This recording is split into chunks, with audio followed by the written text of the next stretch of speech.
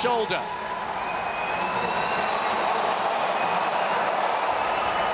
Tay, the other of the Ethiopians, perhaps beginning to fade. Monson, her face is a picture of concentration. Both Gidey and Tsegay look really relaxed still here. They look like they've got this race in control still as it's going, but Hassan now is starting to come through. They've played the waiting game, and now they've all got to deliver. They take the bell in the final of the women's 10,000 metres. Sifan Hassan, an extraordinary, iconic athlete, attempting an unprecedented treble here. She came ever so close to being successful in Tokyo. 2 golds and a bronze. Monson running the race of her life for the United States. 300 metres to go. And they're running in lane 3, lane 4.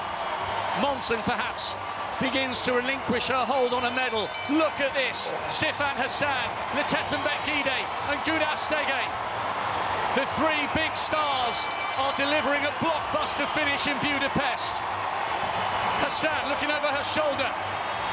Can Gidey find something? It's her title. She's the defending champion. But Gudaf Tsegay is the one on Hassan's shoulder. Hassan kicks again.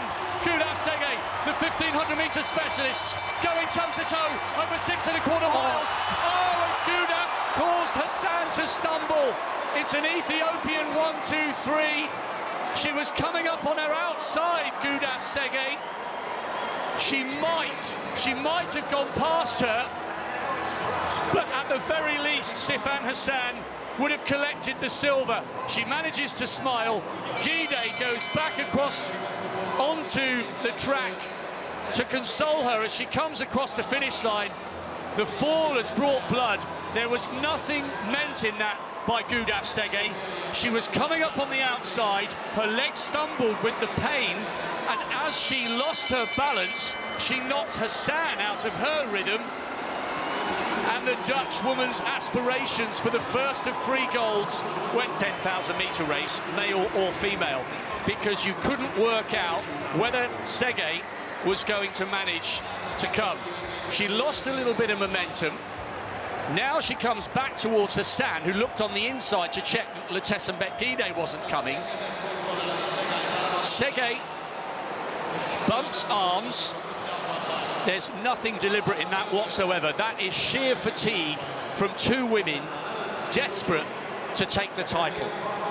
I've had a couple of them in my time, but that is, oh yeah, the legs are just gone. I don't know whether or not that is the lack of potentially a track build-up, having focused on the marathon a little bit, but yeah, she's going to hopefully come back, Hassan, and rewrite the wrongs from that race, I'm sure. But watch for Femke Bol on the anchor leg. Here she goes. Bol against Alexis Holmes. And it's Yemi Mary John in 3rd place for Great Britain. And that was a 45-1 for Matthew Boling. Vondrova giving chase for the Czech Republic in 4th, but at the moment John hanging on to 3rd. Femke Bol will fancy she's got enough to hang on here. It's the Netherlands against the United States for gold and glory at the climax of the opening evening. Head not wobbling one tiny bit. Bol is going to come under pressure here from Holmes. She's got that 400 hurdle strength, but Holmes is coming. She's closing. What a race, what a finish. Oh my goodness me, United States. Bol gets over the line, I think, to give the Dutch the bronze, which means that Yemi Mary John has brought silver for Great Britain. What is it about this track and fallers with 10 metres to go? Femke Bol dropped that baton before she got to the finish line. That baton went over the finish line. She could not get it, bring it back, and cross the finish line. I'm not sure that the Netherlands were able to finish that race. Huge drama at the end. Huge drama. Drama with 1 lap to go. Femke Bol looked so good earlier in the day. I thought there's just no beating her, but lane 1 reached up and grabbed a spike and she went down hard. She lost the baton and she's not able to get that baton, come back to the point where she went down, pick it back up and cross over the line. And that is just too bad for the Netherlands because they were running so well. They were on track to break the world record.